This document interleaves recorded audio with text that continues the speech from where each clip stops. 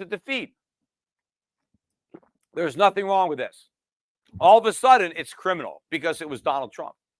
But what really, makes me mad about this is that they're indicting him under the RICO statutes, racketeering.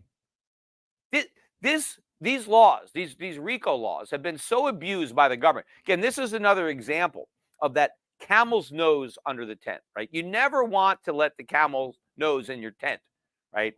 I mean, although I don't have much experience, I'll just trust the Arabs on this one. But you don't want to let the camel's nose into the tent, because the next thing you know, the entire camel's in there, right? So, you got to be firm with your camels. Same thing with politicians, right? Don't give them an inch. They'll take a mile. They took this RICO statute that was designed to get the mafia, right? That's why it was there. So the politicians go to the voters, hey, give us these laws, because we got to get, Don Corleone, right? We got to get these real bad guys that are running organized crime. So we got to get these RICO statutes, right? And then they end up using them against everybody, right? They end up finding all sorts of ways that they don't even apply to their original intent. And then they get this. So they've indicted Donald Trump and all these guys for racketeering. It's like they're the mob, which the ultimate irony of it is we've got an organized crime family in the White House right now, the Bidens, and Don, Biden, Joe Biden, the big guy, right, is running this whole crime family. And part of the crime is arresting his political opponents on these trumped up charges of racketeering.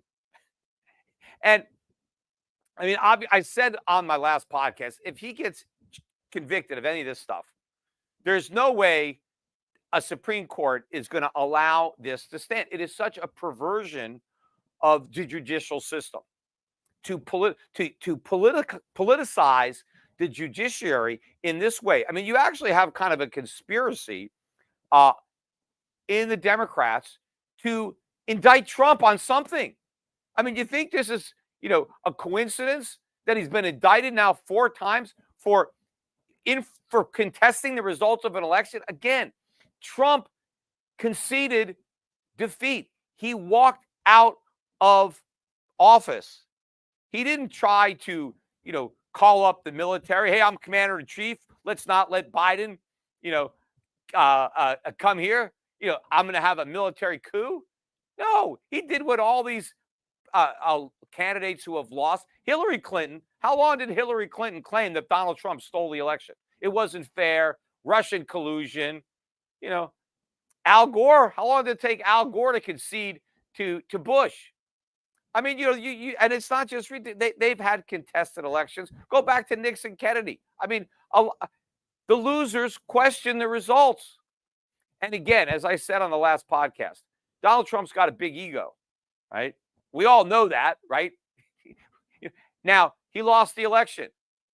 Well, in his mind, how could somebody so good, how could the greatest president in the history of the world, because according to Trump, that's him, right? I'm the greatest president ever, loved by everybody, right? How can the greatest president ever, who presided over the biggest economic boom ever, who got more votes than any other presidential candidate ever, how can that person lose? There's only one way in Trump's mind that he lost. The other guy cheated, of course. So, yes, he believed he won the election, whether he was right or wrong. And again, I mentioned on my last podcast, there's ample evidence of all kinds of cheating. At a minimum, the collusion between the media and the Democrats to bury all the evidence of Joe Biden and Hunter Biden's criminal conduct. Had the media honestly reported that, there's no doubt in my mind Trump would have won. So is that cheating?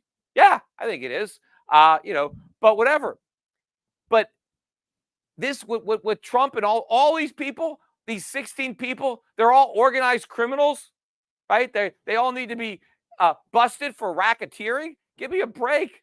And the funniest thing about this, though, which would almost be comical to watch it happen, would be, what if Trump were to be elected president and convicted of this crime?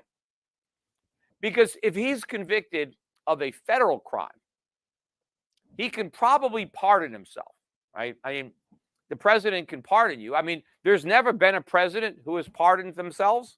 So we don't really know if there'd be a legal challenge to somebody pardoning themselves. But there's nothing that says you can't pardon yourself, right? So we don't know. It's untested. But I mean, if I was Trump and I was president, I would pardon myself, right? So we'll see. I mean, there's nothing in the Constitution that says you can't do it. But we know that the federal government, the president, can only pardon people who are in federal prisons, having been convicted of federal crimes. The president does not have the authority to pardon somebody who's in state prison, who is convicted of a state crime. That is usually something reserved to the governor of that state, or maybe some parole board or some other authority that has the right to pardon. But it's the state that imprisons people that has the right to pardon. The federal government can't come in and say, hey, this state prisoner, we're going to usurp the state authority and we're going to let loose this guy that you or gal that you put in jail. Can't do that. The president, who's the head of the federal government, can say, hey, I'm going to release this federal prisoner, but he has no authority to release a state prisoner. So what happens if Donald Trump becomes the next president of the United States and he gets convicted and has to go to jail? Is he going to preside over the country, run the federal government from a Georgia prison? Is that what he's going to do? I mean, I don't know.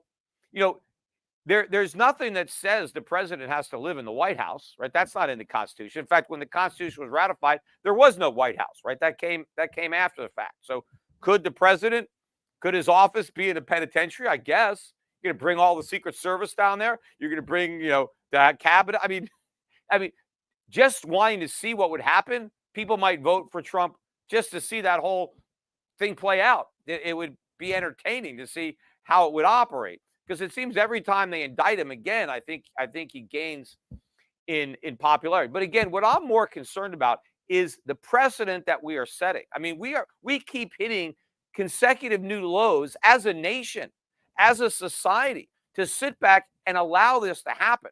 And what's really bothering me is that, let's say, the left, the people who support Joe Biden and who don't like Donald Trump, are saying nothing about this. Look, if this was a Republican president and Republicans, in government indicting a Democrat, I would be saying the exact same thing that I'm saying now. Again, I'm more a libertarian than I am a Republican.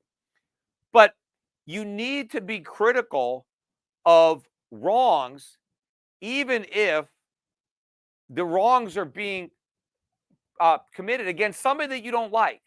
Because here is the principle. Again, it's like free speech. Why do you have to protect speech that you don't like? Well, first of all, that's the most important speech, right? The speech that is controversial, the speech that actually hurts people's feelings.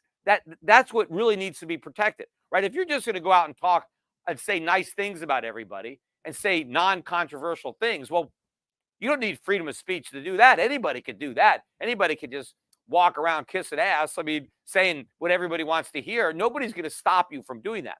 Where your freedom of speech is important is where you want to say things that piss people off, where you want to say things that are controversial, where you want to say things that'll hurt people's feelings. That's the speech that needs to be protected. And the key is, if you don't protect that speech, then the other speech that you like, well, eventually that'll be illegal too. That's the problem, right? You got to do it. So if the government is breaking the law to go after people you don't like, and you don't hold that government accountable, you don't stand up and protest when the law is being broken just because you don't care about the person who's suffering the consequences, the next thing you know, it's going to happen to you, right? That same government can turn on you. Remember, a government big enough to give you everything you want is a government big enough to take from you everything you have. You've got to remember that. You can't empower the government. Again, it's just like, look, with the income tax. Why do we have an income tax? Because the voters, right, back in 1913, bought the nonsense that it was just for the rich, right? The government said, hey, we're going to tax Rockefeller and Carnegie and Vanderbilt. Those rich guys, they can afford paying a couple of percent, 2-3% of their income. and we're going to lower tax on everybody else. We're going to get rid of all the tariffs, and we're going to run the government just on the rich. Well, let's see. Yeah, that backfired, right? I mean, look at all the middle-class people that are struggling to pay income taxes that were supposedly only going to fall on the super rich. That's why, again, they're doing the same nonsense today. They're claiming they want to tax the millionaires and the billionaires. And if you allow them to do that,